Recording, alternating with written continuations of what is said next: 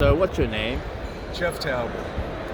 Judge, you have done something incredible called Healing the Criminal Justice System, and you've put it in a book, and it's your journey. Tell us a little about the book. The book is just what you said. It's a journey that started when I was a very young judge and has continued over the past 30 years and basically reflects my work to create a different ethos, a different environment in which the courts operate. And we're talking about drug courts, or what? How many courts are you engaged with? Well, when I started out, the Oakland court, where I was a municipal court judge, was the second drug court in the United States. The first one was Miami. And so there really wasn't any blueprint, there wasn't any map for me to follow, but along with people in my jurisdiction, I was able to create a plan and begin to work with people in a new and different way. What were the problems then? Problems were I was put in a court and my job was strictly to take pleas from people to go to prison. And it was something I didn't want to do. I didn't feel it was right. I didn't think it was appropriate. And so I went about trying to create a new kind of program. What were the drugs of choice? At the time, the drug of choice was crack cocaine in Oakland. And there was one opportunity that you might have, and that was to place people on diversion, which exists in most states, and it was pretty much focused on marijuana users. And I opened it up to reach out to people with crack cocaine and other more serious problems. We're seeing today, especially here at the NADCP All Rise Conference, that we're talking about constituencies like veterans.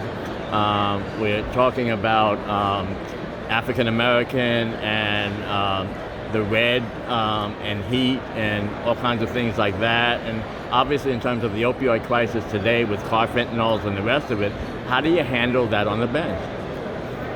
It's really difficult. I think, to be honest, and I try to be honest in my book, there's no one answer. It's a complicated issue, and it's not one that's going to be solved by the courts. Tell us about your book and that particular mapping, so that we get a psychosocial sense of how you approach things. You mean at the time? Or well, your journey. I mean, if you could. Sure. Basically, I found myself at odds with my colleagues on the bench in Oakland, and it was a struggle. It was a real challenge.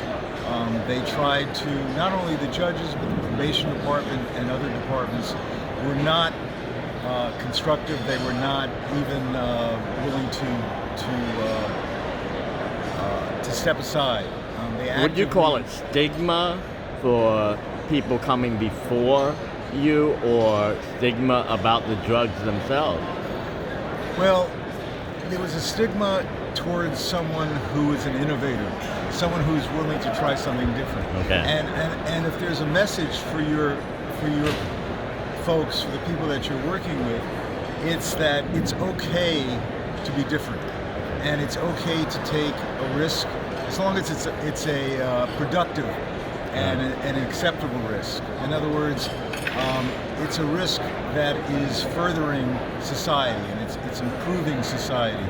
And that was my mindset. My mindset was that I wanted to do things differently because I didn't want to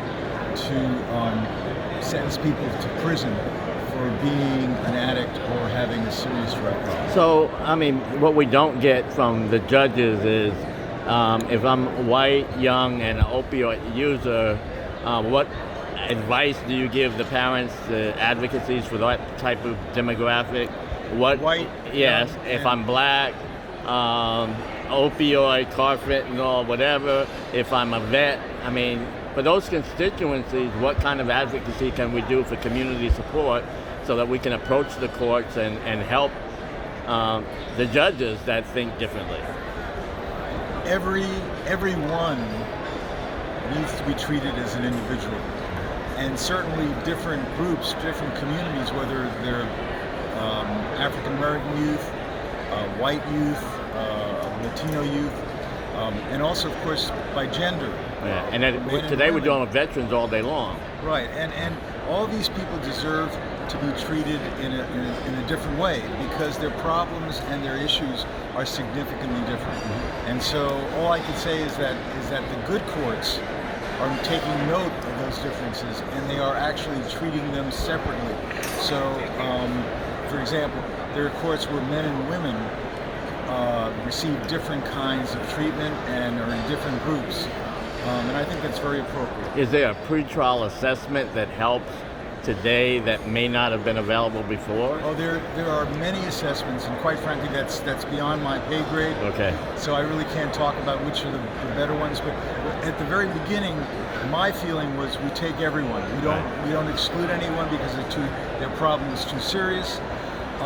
Most courts at that time, and unfortunately even today, feel that if you have a serious problem, we don't want to deal with it. Mm-hmm. And which is exactly the wrong attitude. It ought to be, if you don't have a serious problem, then we can deal with you with probation and maybe some guidance. But drug courts need to be for the people who have a serious addiction or a serious criminal behavior.